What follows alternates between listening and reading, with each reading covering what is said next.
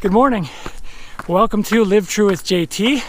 I'm JT, Jared Taylor, and I am training to run the Grand Canyon, rim to rim to rim, and my goal is 16 hours. I am back at Mount Ord. It is Saturday, April 17th, and it's a little after 6 o'clock in the morning. I got up at 3:30, got out the door right around 4, started hiking up this mountain just after 5, and I'm slowly making my way up. It's a beautiful morning, the sun's coming up, and it's nice and cool.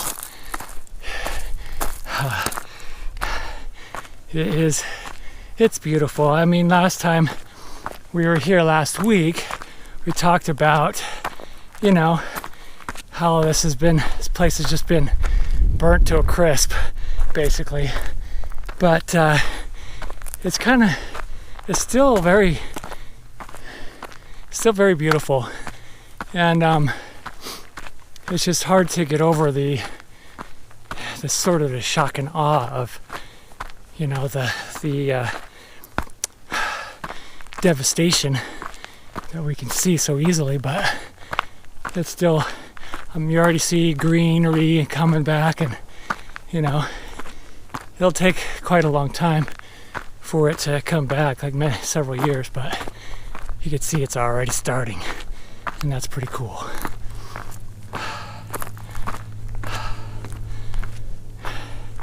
Well,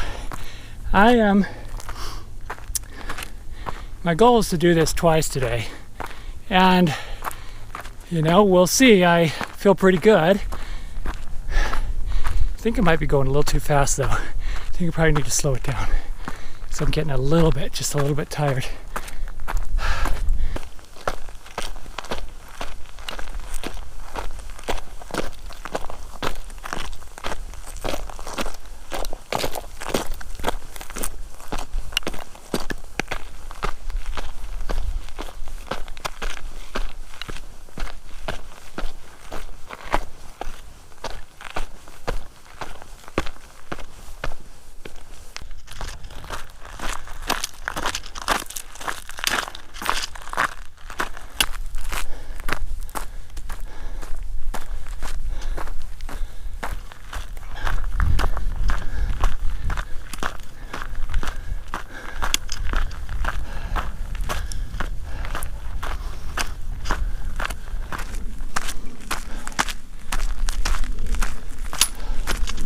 Well, it's been about an hour and a half, and I have gotten into the green tree zone, the area that was largely untouched by the fire, and I've gone about 5 miles, so I've got a couple more, almost 3 miles to go to get to the top. It's going pretty well. I'm averaging about a 19-minute mile pace up this mountain. Might be a little too fast, but I'm feeling good, so I'm just going to keep going. Okay, I wanted to talk with you about a concept that I've mentioned in these videos a little bit. One of the videos that Arnie was in, we were talking about this concept, and we said run slow to go fast. Sounds like a contradiction. Well, that's based on a principle, and there's two concepts, right? The other one is train slow to go fast, right? And if you say it out loud, it doesn't sound like it makes any sense at all. But let me explain, okay? So we'll talk about train slow to go fast. We'll talk about that first, okay? As I have been motoring up this mountain, I have thought, maybe I'm going a little too fast. Right? And I've kind of tried to measure my pace a little bit. And you ask the question, well, Jared, isn't that what you're training for? Don't you want to go fast? As fast as you can? Well, of course I do. But the key is as fast as I can. And so what we're talking about when we're saying train slow to go fast, we're not saying that you're not training hard, right? What that's referring to is incremental improvement, a measured incremental effort over time, as opposed to, okay, training fast. I'm gonna go work as hard as I can, do as much as I can. I'm gonna push it to the limit. You know, you're redlining the engine every second of every training day. And, you know, some people can do that. But most people, what happens is they're training too hard, training too much, too fast, putting in too much effort in too short of a period of time. And that means what that ultimately adds up to is your body not recovering in between workouts and you can end up getting injured. It's very much a recipe for injury. So what we're doing is we're holding back enough to get a really good workout, but still put enough demand on your body that it has to compensate for that effort. Give it some time to rest so it can come back stronger for the next workout. And that is incrementally improved or increased over time. So your body can, in that effort, compensate, get better, get stronger, and you can actually get to the event healthy. Okay, so that's what we mean when we're talking about, got to change hands here, when we're talking about train slow to go fast, right?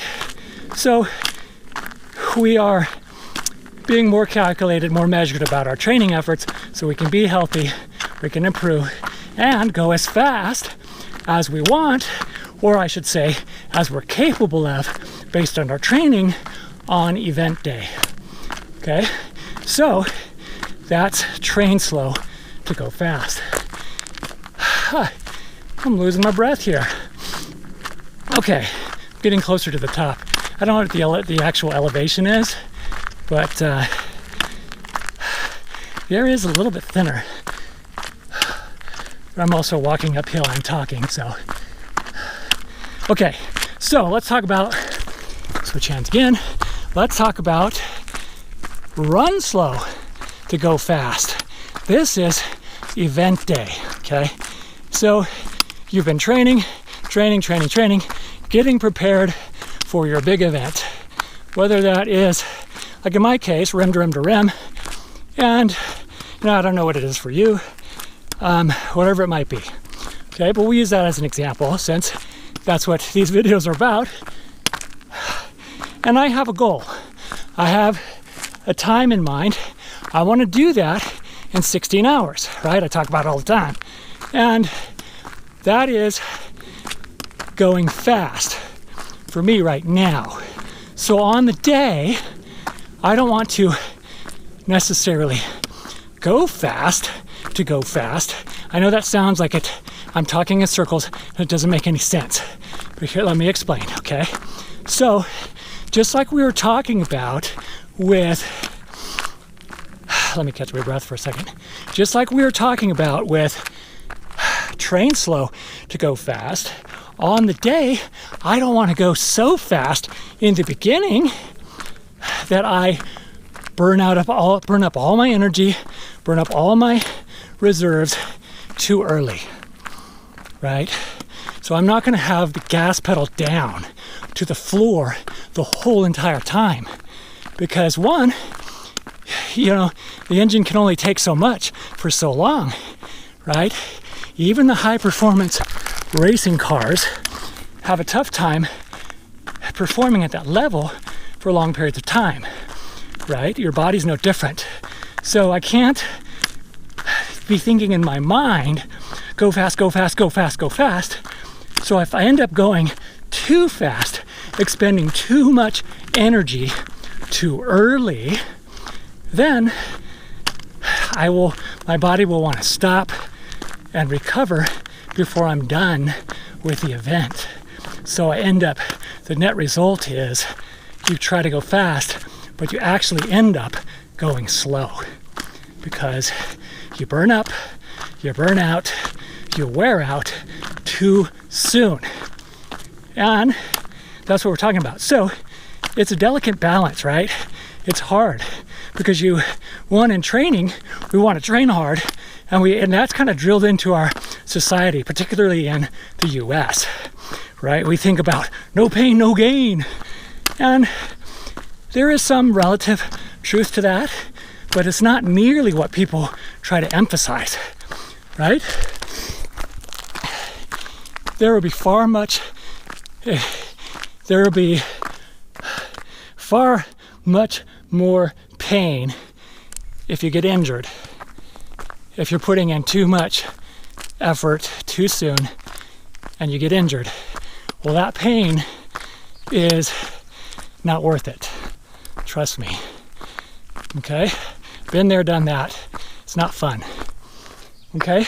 And so when we're on the day, this delicate balance of holding back. And Arnie, he's trying to teach me this. Hold, right? Hold back. We're not, again, pushing to our max effort until later on. So we want to sort of ladle out our energy across the entire event so that you can go fast, so that the total cumulative result of that effort is fast. So I hope that makes sense. I'm trying to explain it to you as I'm going uphill, trying to catch my breath here, trying to breathe. But just something that's been on my mind that I wanted to share with you. It's very important concepts that I am trying to learn and trying to understand. I think this year I've done a better job of it than I have in years before. And there's always this kind of fear in the back of your mind. Have I done enough? Have I done enough? But it's better to hold back a little bit and get to the day, get to your event, whatever it is, healthy. That is like, people say that's 80 to 90% of it. Get to the starting line healthy. And that's what I'm trying to do. But I'm also trying to maximize my ability as much as possible. All right, I'm going to keep on heading up to the top, and I'll check in with you again later.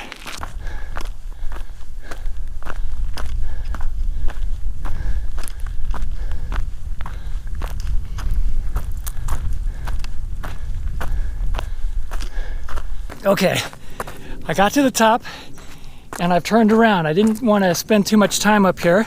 I mean, I do, but I need to turn around. It's beautiful up here. The view is just incredible. And so I got some electrolytes, I got some water. I'm gonna walk a little bit, eat something. I'm gonna start, and then I'm gonna start kind of a slow run going back down towards the parking lot. And then I'll get down there, take a quick break, and turn around and come back up. Okay, so far so good. It took me about 2 hours and 27 minutes to get to the top.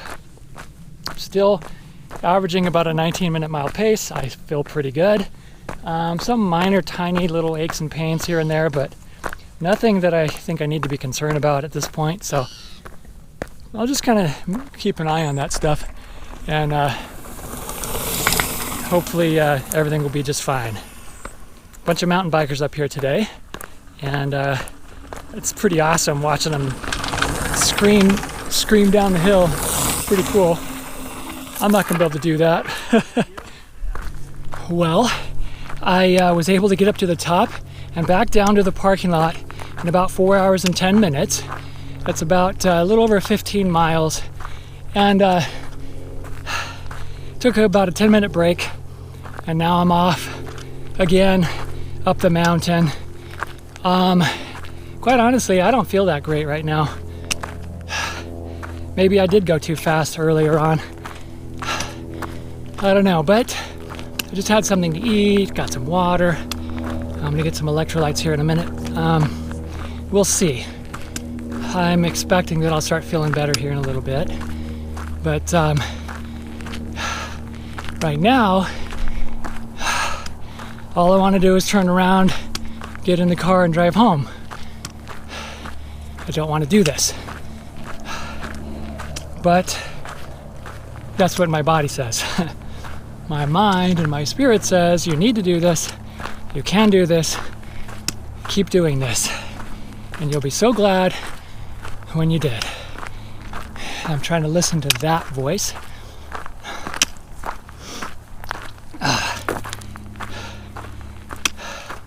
And I'm just going to put one foot in front of the other, and hopefully I'll start feeling better. Makes me wonder. I wonder if I recovered enough from last week to get back out here and do this. I don't know. I mean, I was sore for a few days, and then the other night my left calf cramped up like crazy. Like, and I don't know. I still don't know if it's fully released. It feels just fine right now, but I'm probably low on magnesium or something like that. I don't know, potassium. Either way, it doesn't matter. This is training. I need to keep going, and I will. Right before we go to the Grand Canyon, there'll be a couple of weeks where I'll dial it way back and just sort of recover. You know, we call that the taper. I'm going to do a 2-week taper, and then hopefully I'll be all recovered and ready to go and have a big day. That's the plan. Okay, I'm starting to ramble.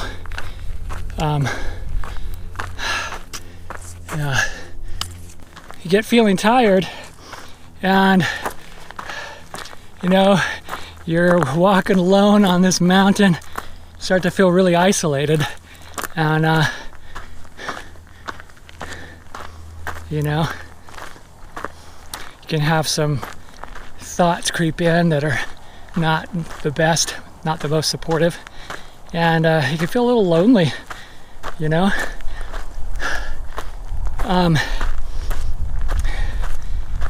Anyway, so it kind of, you know, that's one of these reasons I make these videos. It actually kind of helps with that.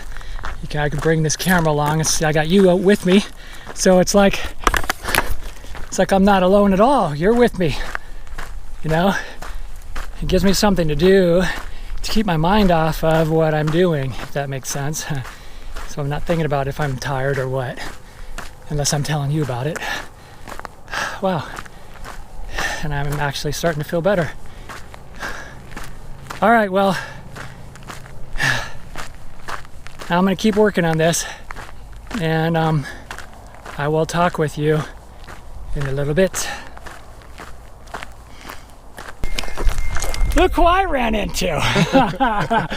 Coach Arnie and Greg Halverson. Arnie is coaching Greg. Yeah. Not Craig. Greg with a G. Yeah. To do his R3.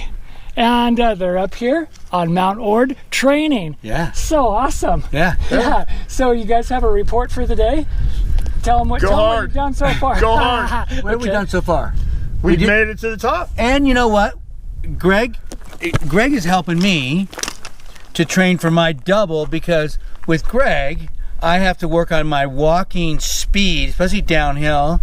And this guy here hikes really fast uphill. So we help each other, but I'm helping him with his downhill, like I was doing with you last week. So we're working on that. But he helps me I have to learn how to walk faster downhill. Hey, can you say something about train slow to go fast or run slow to go fast? I talked about that earlier today. I just want to get your thoughts real quick. Well, the facts are this. When you take less energy, you can preserve energy so you can go faster later. So if you use, and we were talking about this, how he ran into a bunch of ultra runners who they just go until they can't. Mm-hmm. Well, we can't do that. So what we have to do, we have to kind of have a strategy in our head, which is what you're working on. So we slow down to get faster. Because if we use up all of our energy, then we end up doing a death march to finish. But you don't want to do that. You want to turn around, and when you're at 14 hours and go, I got 2 hours to give it all I got, right? Yeah. But if you got nothing left, what's going to happen, Jared?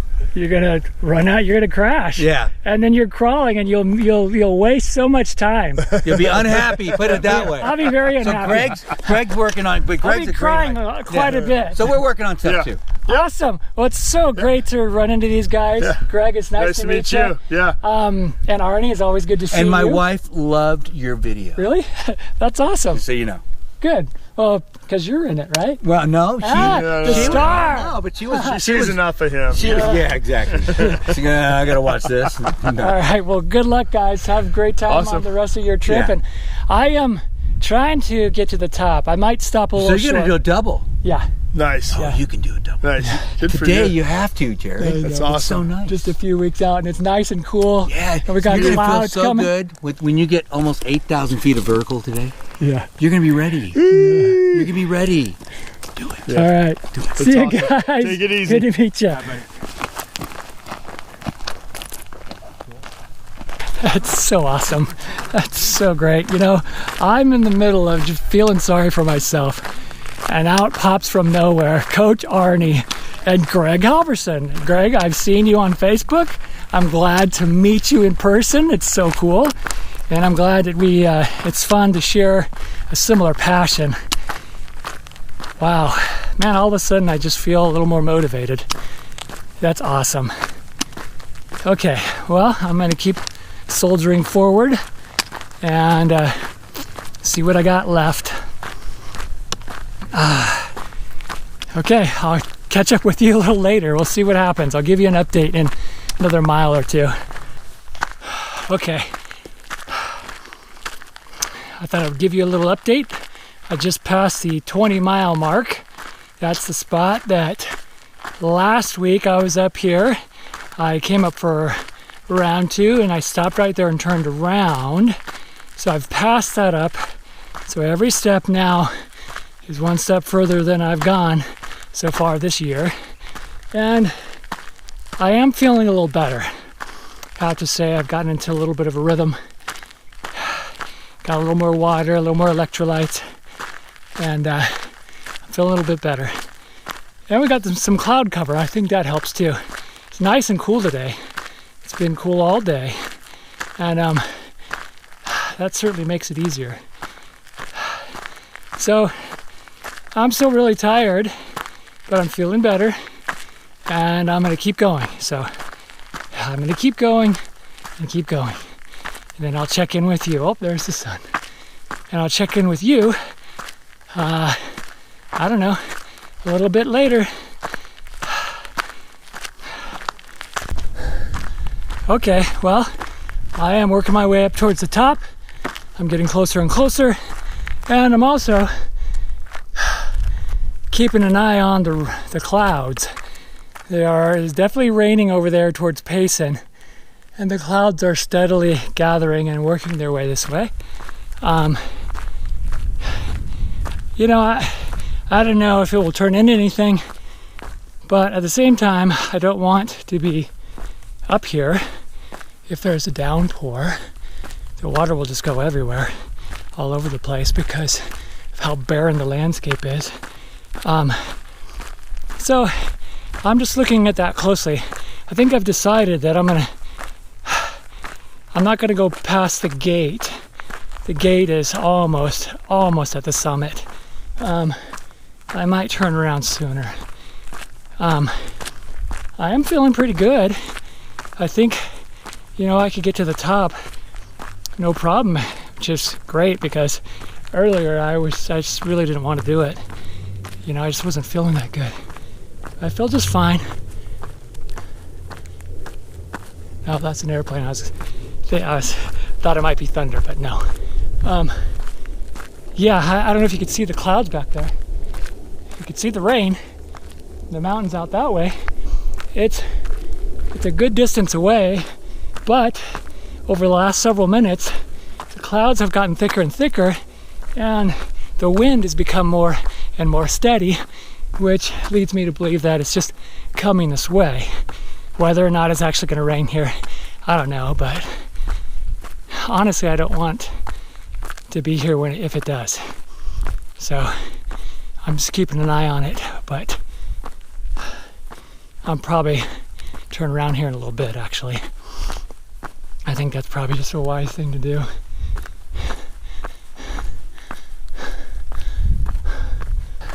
Okay, I've turned around. The top is just right behind me. I went inside the gate just far enough to get to 22 miles. So I've done 22 miles, probably just under 7,000 feet of elevation gain. And it took me, so far, it's taken me 6 hours and 50 minutes. So that is about a rim to rim, South Kaibab to North Kaibab.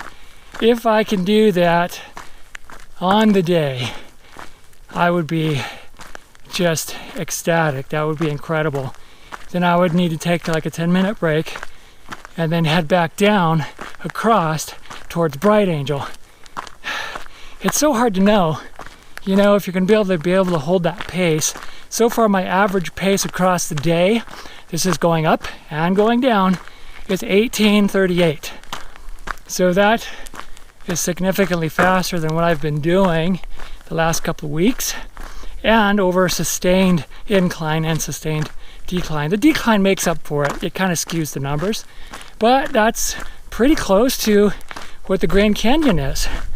This is very, very similar to the Grand Canyon, the type of elevation gain and the distance, right? You've got 7.5 miles, almost 8 miles, 7.75 or something like that, to the top, all uphill, and then you go down, and it's about, you know, just under 4,000 feet. Yeah, those clouds are, I don't know if you could see it in the camera. You know, they're just getting thicker and thicker and coming over here, the temperature's dropping. I don't know if anything's going to happen. I don't know. But I'd rather be on the safe side, just in case. I mean, I can see off in the distance, I can see the rain. Whether or not it'll ever get here, who knows. But I'm satisfied with my effort today. I don't need to go touch the tower and go look off into the distance. I feel like I've put in enough work for the day, for what I'm trying to do, and for how much time I have left. And I don't have much time left. I don't think I'll be doing anything more than what I've done today. I mean, 30 miles and almost 8,000 feet of elevation gain, something like that. I'm going to be just shy of that, I think. Probably 27 miles or something. Yeah, maybe 7,600 or something like that. I don't know. But I can't imagine any of my workouts being longer than that. You know, Carl and I are talking about going back to the canyon to do a rim to river to rim a couple weeks from now. Still won't be this long. We'll see. We might go, you know, past Phantom Rancho ways, like maybe to Cottonwood or Ribbon Falls, and then turn around. I don't know. Okay, well, I am gonna get something to eat, get some water, some electrolytes. I'm gonna start the descent a little faster, and then I'll check in with you in a little while. I'm sure after my feet are just excruciatingly pounding, hurting, aching, and all that, but it's all part of it. I'll see you in a little bit. I'm now passing the point where I turned around last week, and I got about another 5 miles to go, and it gets a little more rugged here on out. Yes, my feet are hurting, and yes, my knees are starting to hurt a little bit too. So, yeah, it's part of it. This is Fire Road 27, what I'm on right here. I know that because I just looked at a sign that said that. Yay, how smart, so creative. Okay, I think I'm losing it. I'm gonna keep on going down the rocky road towards the parking lot so I can sit down and take off my shoes, turn on the air conditioning. It's actually pretty nice out though right now. I think nature's air conditioning is on. Oh yeah, that feels good. sit down anyways and take off my shoes. That'll be nice. Okay, I gotta stop dreaming and get back to work, get back to reality. I love this place. It's pretty cool. I think I'll come back here again one day.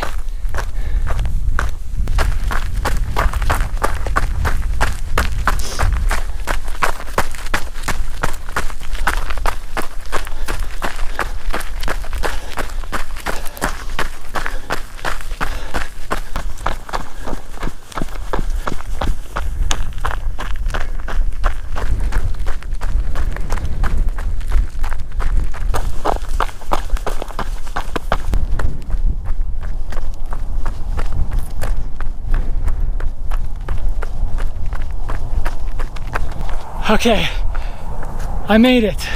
I made it from round 2. And you know, I guess the clouds never really broke open into storm, but I just felt the raindrop. And yeah, it's beautiful. It's a beautiful day. It's grateful for the cooler weather. And I'm very grateful to be done. Let me just check Strava here and see where we're at. So Strava says 28.8 miles, 8 hours, 44 minutes, and 21 seconds. And my pace was 18.09 across the entire day.